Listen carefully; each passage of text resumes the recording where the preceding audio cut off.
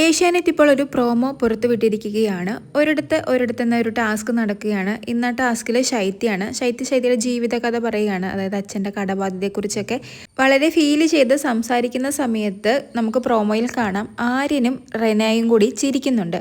ഇനി ശൈത്യയുടെ കഥ കേട്ടിട്ടാണോ ഇവർ ചിരിക്കുന്നത്, അതുമല്ലെങ്കിൽ ഇവർ തമ്മിൽ എന്തെങ്കിലും സംസാരിച്ചിട്ട് ചിരിക്കുന്നതാണോ എന്നറിയില്ല. ഇവർ ചിരിക്കുന്നത് കണ്ട് ദേഷ്യത്തിൽ അഭിലാഷ് വന്ന് റെനയോട് ചൂടാകുന്നുണ്ട്. ഒരാൾ കഥ പറയുമ്പോഴാണോ നിങ്ങളിരുന്ന് ചിരിക്കുന്നത്, റെന ചിരിക്കുന്നത് ഞാൻ കണ്ടല്ലോ എന്നൊക്കെ പറഞ്ഞ് അഭിലാഷ് നല്ല രീതിയിൽ ചൂടാകുന്നുണ്ട്. പലരും അഭിലാഷിനെ പിടിച്ചു മാറ്റാനൊക്കെ ശ്രമിക്കുന്നുണ്ട്. പക്ഷേ അഭിലാഷ് ദേഷ്യത്തിൽ തന്നെ റെനയുടെ അടുത്തേക്ക് ചെല്ലുന്നുണ്ട്. അവസാനം ആര്യൻ ചെരുപ്പെടുത്ത് എറിയുന്നുണ്ട്. എന്തായാലും ഒരു ഫൈറ്റാണെന്ന് നമുക്ക് മനസ്സിലാകുന്നുണ്ട്. പിന്നെ പ്രോമോ കണ്ട് നമുക്കൊരു കാര്യം വിലയിരുത്താൻ സാധിക്കില്ല.